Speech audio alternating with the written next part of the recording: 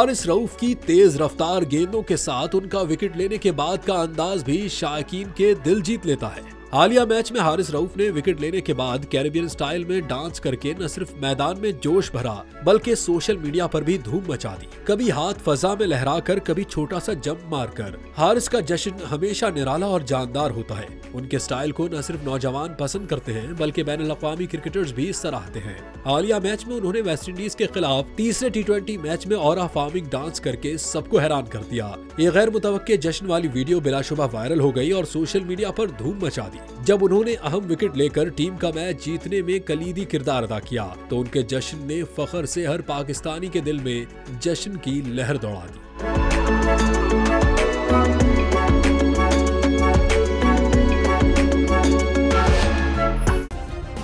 Subscribe करें और bell दबाएं ताकि कोई खबर रह न जाए।